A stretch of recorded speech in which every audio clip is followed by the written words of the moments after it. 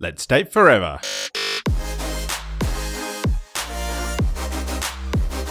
Here's your weekly dose of relationship fuel with Sammy and Nathan Yeager.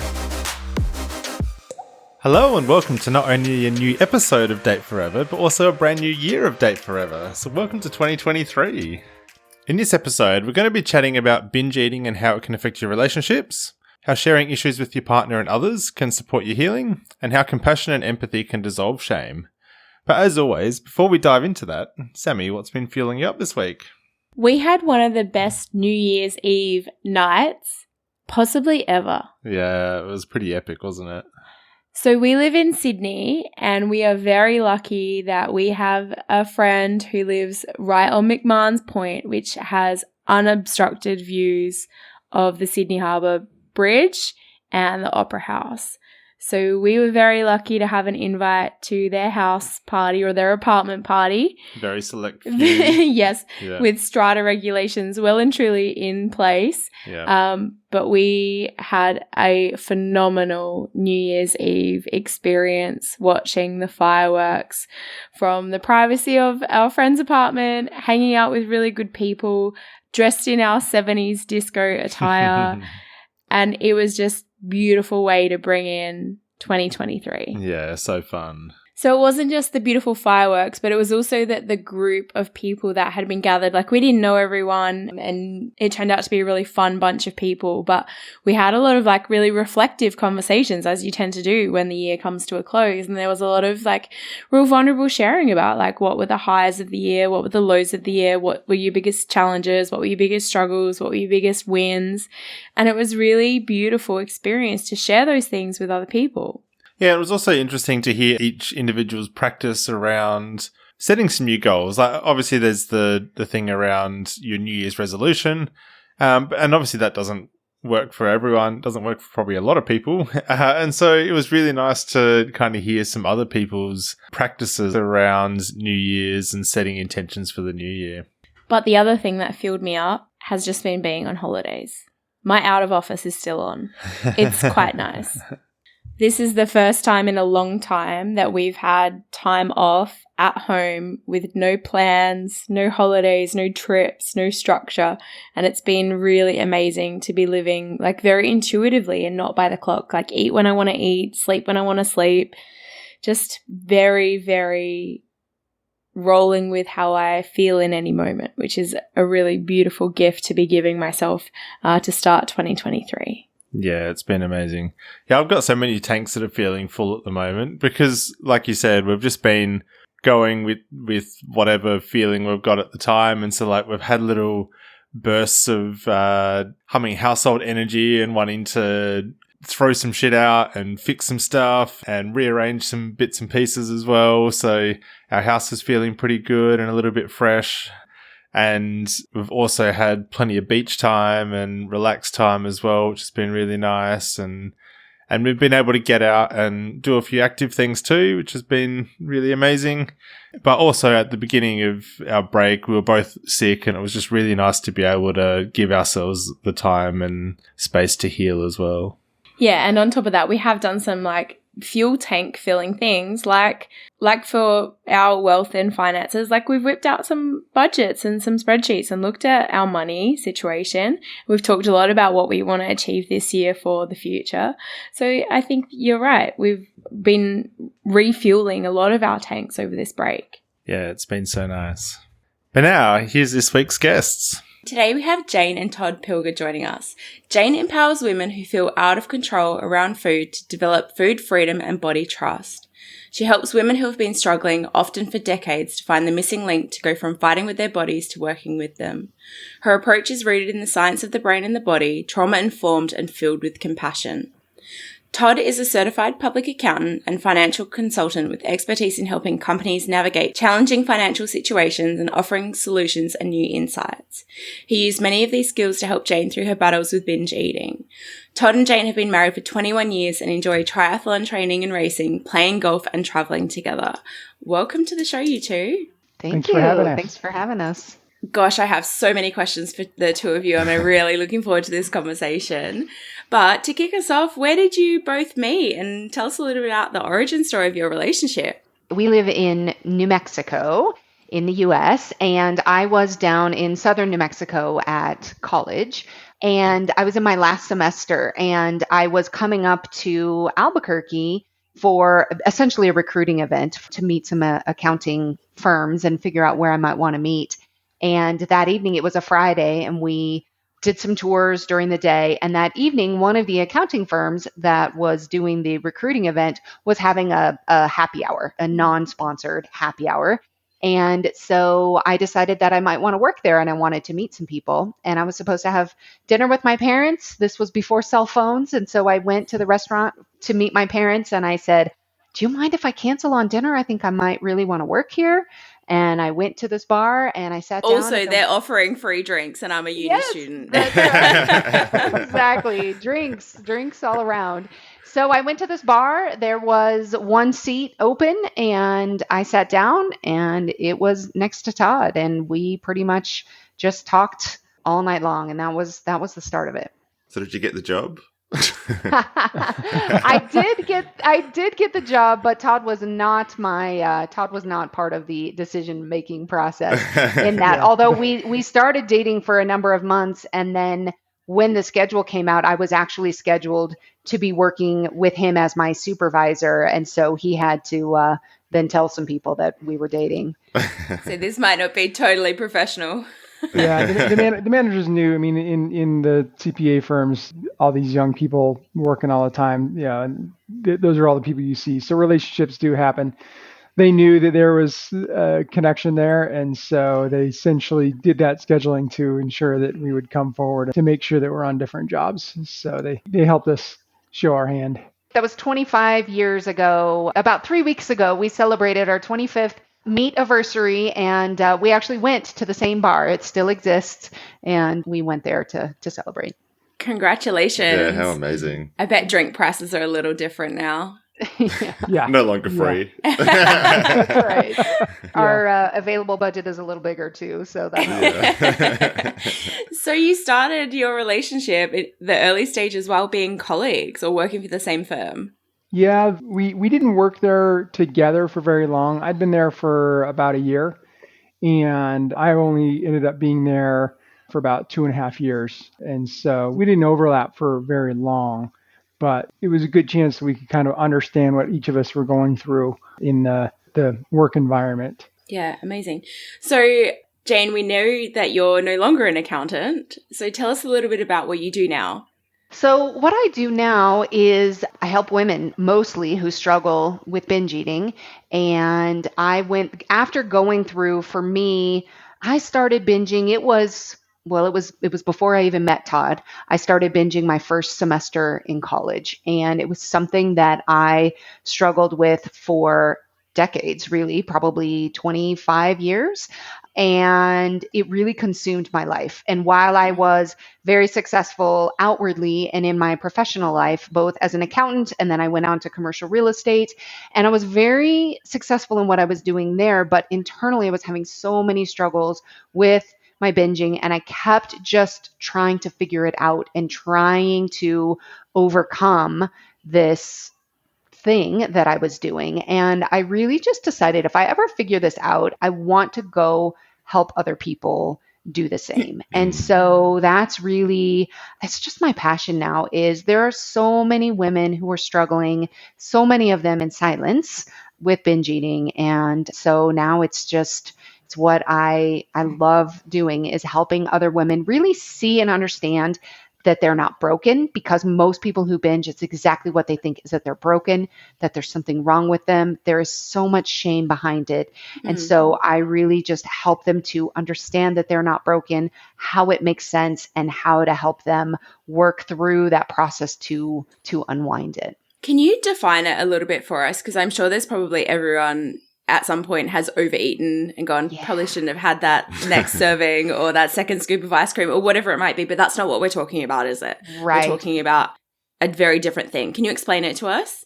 Yeah, so binging, I like to define binging as really, there are a couple of components that are typically present. One is eating large quantities of food in a very short period of time, often in secret, there's generally a lot of shame around it or behind it.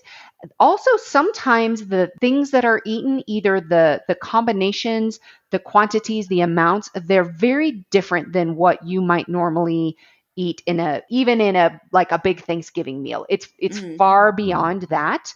And then sometimes there can be kind of like weird combinations of foods. Sometimes people kind of can make some different concoctions and that type of thing. So there's really very much, it's about the volume, the eaten in a short period of time, and typically with a large amount of shame around it. Yeah. And am I right in saying that this is often considered a form of addiction?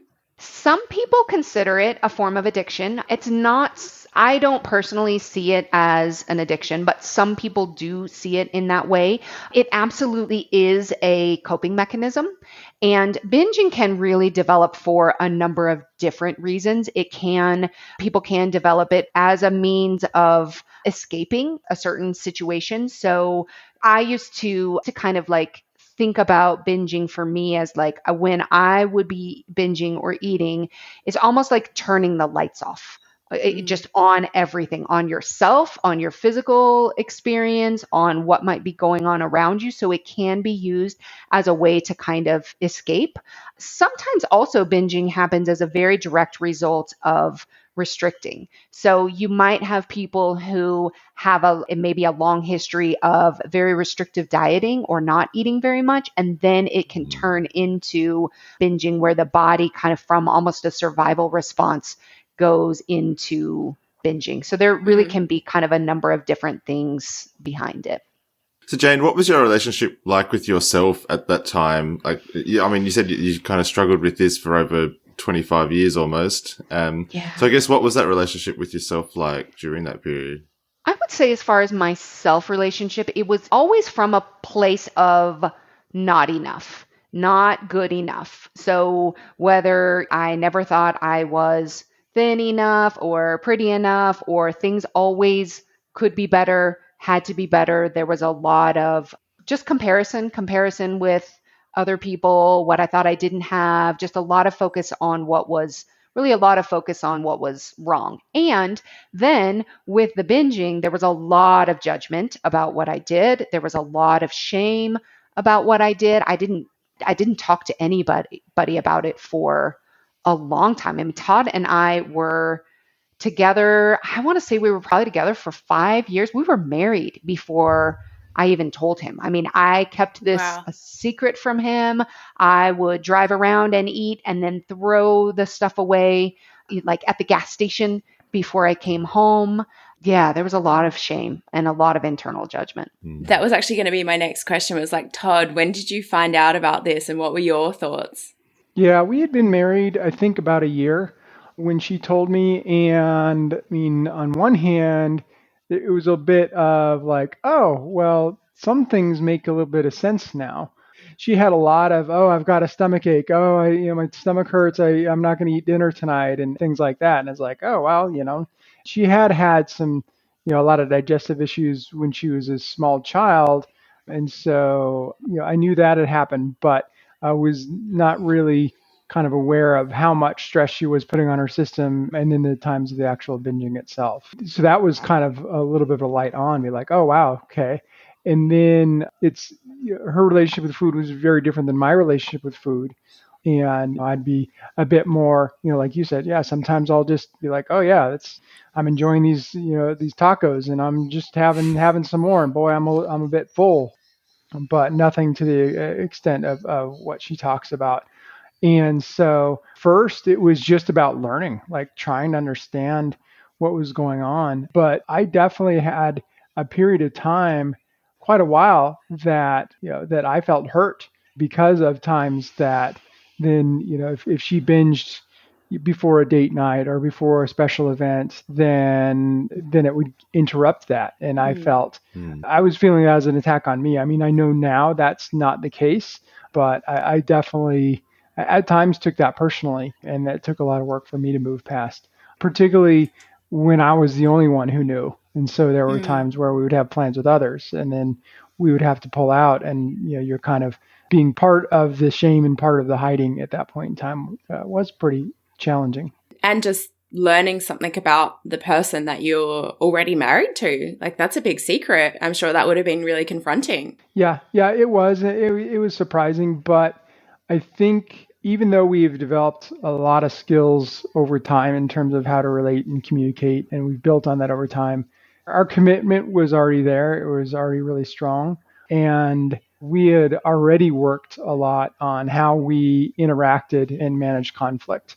And we compared ourselves to our peers and how they might fight, or even our parents and how they might fight. We had both really started to work on that already, even before I knew about the binging. So we were already at least on a track of being willing to share our feelings, confront each other, and to not really run away from the problem. So, Jane, I'm curious, was there a rock bottom where you're like, I just cannot keep this secret anymore? Like, what was it that made you go, we've been married for like this many years, now is the time to share this? I think it was, I had been seeing an eating disorders therapist, and I had told her that I hadn't told anybody else in my life. And she really, over time, convinced me that I needed to talk about it and I needed to tell my loved ones. So it was really through her encouragement that I decided and really committed that I was going to tell him. And I remember I was terrified to tell him. I was just sure he wasn't going to love me anymore. I had so many negative feelings about myself, about it, and about the binging that I was just sure that he would think those terrible, awful things about me too, because that's how I thought about myself. And I can remember telling him, we were in the bedroom and I was on the bed, I was on my back, and I had my arm just over my eyes. I was so full of shame. I couldn't even look at him. And I was crying, and I told him, and I had this story. Part of the reason I didn't tell him up until then was because I was just sure he wouldn't understand. He doesn't get it. He won't understand. And he couldn't understand if I didn't tell him, if I didn't let him and give him the information to be able to understand. I feel like it was happening in your life and your world and you didn't understand. Well, right. This is probably very true. Yes. I would agree. Yes, I did not. And it sounds understand. so simple, like when you verbalize it like that. How could he understand if I haven't told him? But yeah. So that was really the encouragement for me. And then Todd met me with love and with compassion and support, and it was a very long journey of him trying to understand and learn, but also go through his challenges and his hurt and the times where he felt like I was choosing food instead of him. And I remember one Valentine's Day where we were going to have date night. We were going to do this whole thing. Todd bought me this beautiful ring, and I binged that day. And I was so full of food, and I was so miserable, and I was just not even capable of connecting with him, of having this celebration. And that was very challenging. So, Todd, you kind of mentioned there that there was times where you felt like you were part of enabling the hiding, the secrecy, further perpetuating the shame. Talk to me a little bit about that side of things. Like, when did you move from a enabling dynamic to like more of an empowering, okay, we're going to conquer this together type dynamic? Because from what I understand, that's where you've arrived. Yeah, it's definitely where we're at. I don't think I was really empowering the entire behavior, but it was kind of helping to keep the secret. And in my mind, my story was, it's Jane's secret to tell, it's not mine.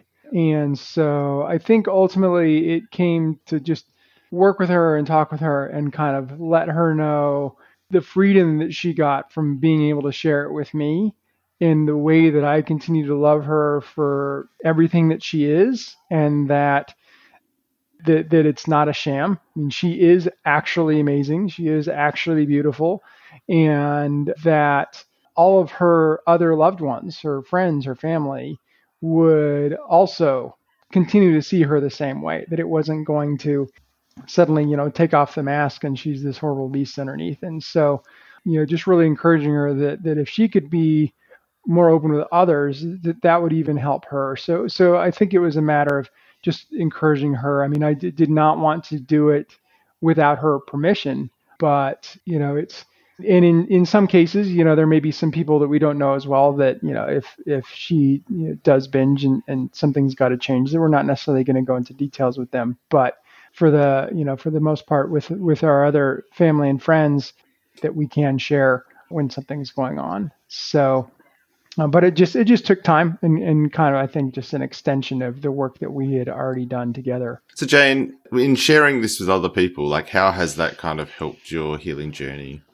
Oh my gosh, it has helped my healing journey so much in that before I just had so much shame about it. And the more I was able to talk about it and to talk about what was happening for me, then I was able to just share it with more people who were going through the same thing or were maybe I was further down the road than they were. So anything that I was learning, that I was working on, then I could share that with other people. And so just being able to see that, just kind of that ripple effect, really. I've had so many people tell me, I've never heard somebody talk about binging so openly. I never even realized that's what I did until like I really, started kind of realizing that's what was going on for me. Being able to then, as I was learning and as I was healing and kind of figuring different pieces out for myself that were kind of still keeping me stuck, as I was learning those and then sharing them. I mean, I don't want to keep this secret for myself. There are so many people out there who are suffering. It's just really helped me to help other people, but truly see that there is nothing wrong with anybody who is binging. And that I truly did not believe that for decades. So, Jane, how did it change your relationship, not only with yourself, but with Todd, when you did decide to share and open up? I think that our relationship over the years has just continued to get better and better and more open. But I think really that probably was that and the whole journey through it it's been such an important part because, I mean, for me, it really, like, it has been some of my most vulnerable moments. And I was very not willing to share those for a long time. And so the willingness to be vulnerable with him, to truly know there's absolutely nothing that I could do or say or anything that would impact that, just that trust in him, the way that he sees me and has compassion for me. I've really used that as a lens from which to view myself, because I haven't viewed myself in that way. And so I really have over time, like, okay, well, how can I see myself the way that Todd sees me? How can I really approach this in the way that, maybe Todd would approach it, in terms of, even if I did have a binge and was miserable and struggling, the way that Todd would approach it or the questions he would ask were so different than the way that I was responding to it. So it's really been very impactful. And something that I would add is that it's really just impacted how we deal with any type of emotional concern, conflict, challenge, that getting to that extremely deep level of vulnerability, both with her feeling of hurt and shame in the moment of her experience, and me having my own around it and my thoughts about it, and also just the shared hurt. I mean, if we're married, you're kind of that aspect of you that is one entity, and so kind of feeling her pain, even if I didn't understand every single little underlying detail. But then it got to the point where, at first she would have a binge. She'd be curled up on what we called the brown chair in a ball with a pillow cuddled up to her and just not even want to talk. And then, I would come and just sit there and be with her. And then eventually she'd talk, and then eventually cry things out. You can always get that release valve when you cry often. And then just over time with practice, it was like a muscle that got exercised. The period of time from when I would come home from work and see that she was hurting, sit down, and then how long it would take for her to open up just got shorter and shorter and shorter. Her ability to reach out in the moment or immediately after say, this is what happened, so that I could prepare myself to engage in the conversation when I got home rather than kind of walking into it after.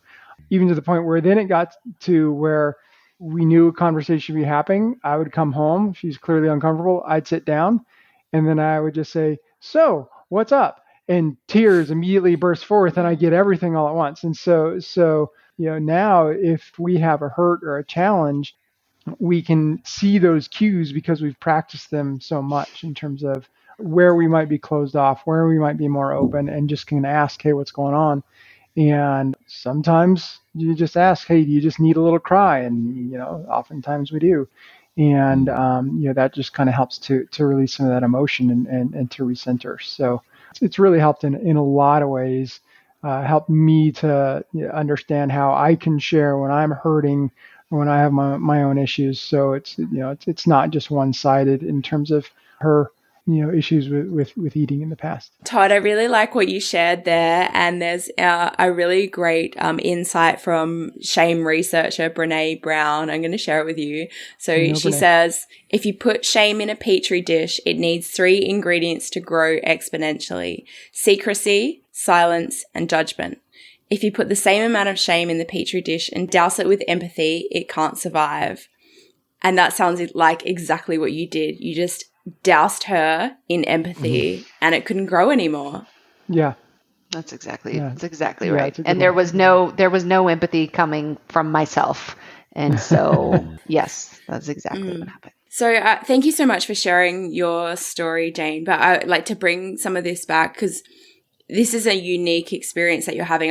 Not in that there's nobody else having it, but I'm sure we can connect some of these ideas and behaviors to other things like gambling, scrolling TikTok for hours, overworking, over-exercising, drinking, whatever the numbing behavior or activity might be. I imagine that there's a lot of parallels to keeping those kinds of things secret or feeling shameful about them and using, I think you described it earlier, as like a coping mechanism for avoiding your life, right? You're like, okay, if I can indulge in this behavior, then I don't have to feel what I need to feel.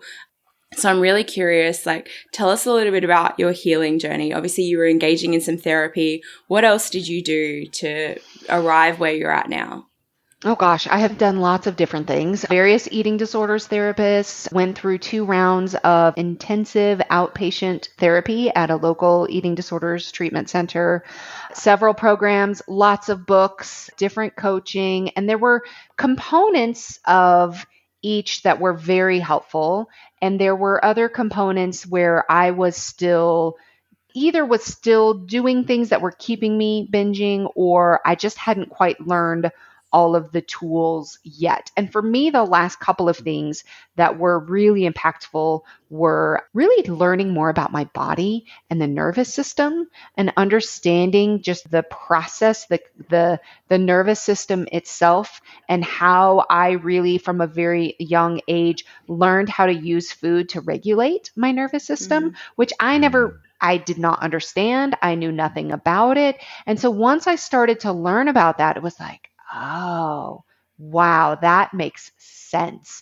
And so now then I can start to work with my nervous system in other ways so that I'm not looking to food to kind of regulate it. I can regulate it in different ways. I can see when my nervous system is getting really activated, which would be when I would be more likely to turn to that food. So that has been really, really important to me. And then trust, for sure. Developing trust, developing safety. I think there have been times where I haven't really felt safe in my own body. So then I've wanted to get away from it. And we can't get away from our own bodies. But this is where I think then those of us we can then turn to substances. We can turn to, whether it's social media or whatever it is, to kind of disconnect from that experience. So being able to be more connected with my body, with my emotions, my emotional vocabulary or capacity. I call it emotional capacity, which is just really your ability to be with bigger, kind of more intense emotions. Many of us don't have a very big emotional capacity. So then when you experience a bigger one, then it's like, oh, this feels like unsafe, it's too much, then we turn to those other things to kind of disconnect again from that experience. So a lot of it was really then learning about the nervous system and the body and increasing my emotional capacity and the ability to kind of create that safety and trust that just really wasn't there before. For so long, I was so focused on the food and what to eat and what not to eat. So, lots of diet type of food or taking this out, no sugar, no flour, do these things. So much focus on the food, but really it's not the food at all. It's all of these other things. When you take care of those, then the binging itself, I kind of like see it as like it's an unwinding. It just unwinds itself when you address the underlying issues that are creating the pattern in the first place. Yeah, I came up with a little catchphrase. It's not the food, it's the mood. There'd be times, oh, well, it's because of this thing happening with the food, or this the other thing happened with the food, or this.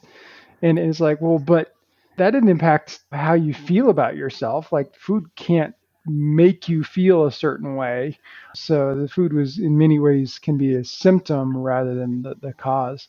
But it does complicate things being about food because it's something that we all rely on to live. So some other behaviors, it's kind of like, oh, you can just cut it out. Alcohol, I love alcohol, but you don't need it. You don't need to gamble, but you need to eat. And so, since you can't cut it out entirely, it does, I think, make some of that process in terms of how to work around it a bit more complicated because since you can't avoid it entirely. Yeah, that's what I was going to say is like with other numbing behaviors, delete the gambling apps. Don't go to environments that serve alcohol. Delete your drug dealer's name, number, whatever but I know that in a lot of those healing paths with other addictions or other coping mechanisms, numbing behaviors, that is the path, is just abstinence, avoid, no longer engage in that thing. But like you said, Jane, you have to have a relationship with yourself, with your body, with food for forever. So what can you do to make it a good one? So I'm really curious, what are some of the habits or practices that maybe both of you have now to keep that relationship with yourself really healthy and strong? Well, we both love to exercise. We do triathlon races together. And so we do a lot of, I would say, as far as keeping our bodies healthy and strong is, we do a lot of training and racing together. I love journaling also, just really writing out what's going on for me to really kind of connect with those kind of what's happening in your mind. What happens so often is that we're just not even aware what's going on kind of in the background up there, but it really often is running the show. And so being able to kind of just journal and write down what is going on and what's coming up to be able to see and investigate that. I love meditation and I love to take naps. So Todd, what are some of the things that you're doing to keep your relationship with yourself fueled up? I'm not as into journaling as Jane is, but I will occasionally kind of step back and kind of take a note. And particularly if I really feel like something blocked my way, I get a lot of kind of relaxation and comfort through reading and not through self-improvement reading or professional development reading. It's science fiction, fantasies.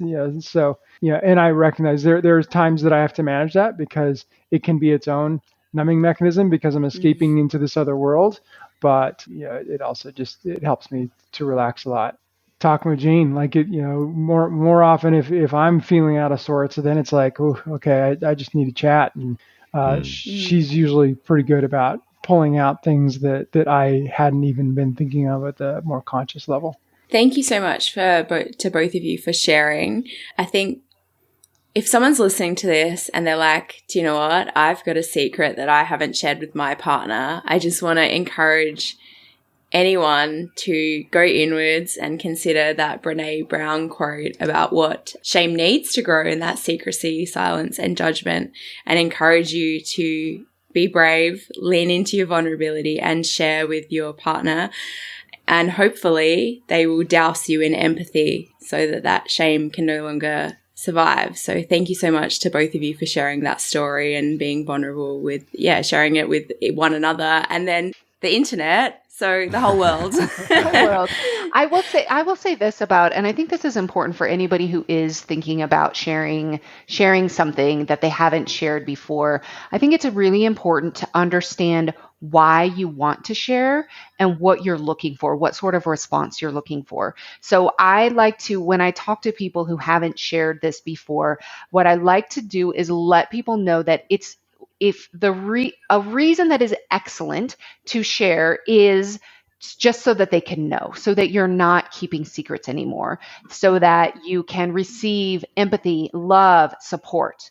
But if you think that in sharing, they might be able to fix you, they might be able to police you, hold you accountable, don't let me eat, like I have never said to Todd, don't let me eat that thing or whatever. Like that's not a good reason and can really set you up for potential conflicts if you're looking for them to try to, fix you or police you or hold you accountable. But if you want to tell them because you just want them to understand what you're going through, what your struggles are, you don't want to keep a secret anymore, and you just want love, support, empathy, that's a great reason to share. Yeah, I thank you so much for touching on that. So Nathan and I talk about this idea of a fueled up life, and one of those 8 tanks to having a fueled up life is your relationship with yourself. And, you're on the Date Forever podcast. We talk about dating yourself and having this ongoing relationship with yourself and then dating your chosen person for forever. But that idea of this self tank and self accountability, like I cannot outsource me, my stuff, my hurdles, the things that I need to grow through to Nath. Like I can share them with him, but I cannot delegate that accountability. So thank you so much for, I guess, drawing that line or making that clear that in sharing with Todd, you weren't then saying like, well, hey, now this is your problem to solve. This is still my problem to solve. So yeah, thank you for sharing that. It was probably the opposite plenty of times where I'm like, oh, well, how about you do, hey, why don't you try? And she's like, whoa, easy, mister. Yeah, I need you to listen. I don't need you to fix me. Yeah. So we've heard you both talk a little bit about what you're doing to keep your own relationships, your respective relationships with self fueled up. But what are you doing as a couple? Because you couple of times you mentioned date nights. What else is in your repertoire of keeping your relationship fueled up? We do a lot of exercise together, training for triathlons. We have a lot of fun with that. We're pretty similarly matched in terms of speeds and abilities. So lucky you. Nathan and I can't run together. We love going on bike rides together. We play golf together. We have our date nights together. We spend a lot of quality time. The other thing that has become amazing, we moved into a new house about a year ago and we got a hot tub. And we spend most evenings in the hot tub just talking and connecting. And it's just really, really neat time that we have together every day. Yeah, because even if everything else is crazy, if still at least have that 15 minutes. And you got 15 minutes because that's when the timer goes off on the bubbles. And last night we were deep in conversation, so we had a nice long soak even after we let the bubbles turn off. But having that to look forward to, is good physically and emotionally. Yeah, amazing. And if you don't have a hot tub, create the environment, whatever the environment you can, to have focused conversation, because that's what it's about, really, isn't it? It's like phones down, TVs down, distractions down. Like, let's just be here with one another. You're not the first couple to share on this show how influential a hot tub has been to their relationship. Yeah, comes up more often than it's probably. Yeah, and we even kind of set up our house so it's less geared towards eating dinner in front of the TV. So many more of our meals are sitting down at the table and just eating and chatting and catching up. And whereas before, we didn't really have a great place to sit and eat, and now we've got 2. When it's warm, we've got a great patio and we can sit outside, and when it's cold, we've got a good place to sit down, and so we've kind of reset that habit from our previous house, so we get many more just dinners sitting down, even if it's not date night, and I think that's really helped us strengthen that connection as well. Thank you so much for sharing that, because that's like a really great pattern interrupt. Like obviously the big drastic one to change your home and your environment, but we all have the ability to make tweaks, changes, and make a different choice. But yeah, that opportunity to like do a real hard reset on your environment and be conscious about the habits or the rituals that you're creating, like sitting down on the couch versus sitting at the table looking at each other, actually engaging in meaningful conversation.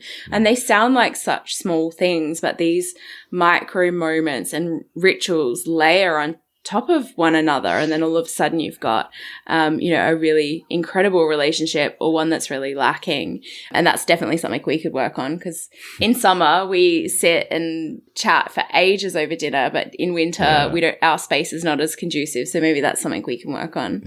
It's couch time in winter. Yeah. So thank you so much for joining us, you two, and for sharing a little bit about your relationships with yourselves and also one another. To say thank you, we've actually given a year's worth of seeds to help a family grow some really nourishing food in Malawi. So this is kind of the gift that keeps on giving.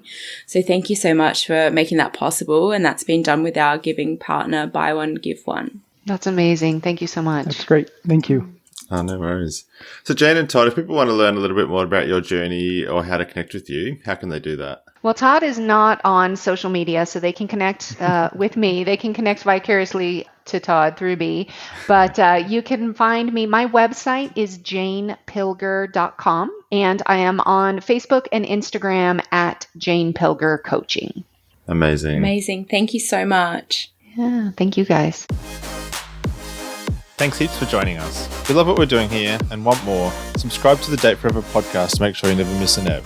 Come and hang out with us and other awesome couples who are fueling up their relationships in the Thriving Couples Collective Facebook group, or check us out at fuelcollective.com.au. Until next time, keep on dating, because better relationships equal a better world.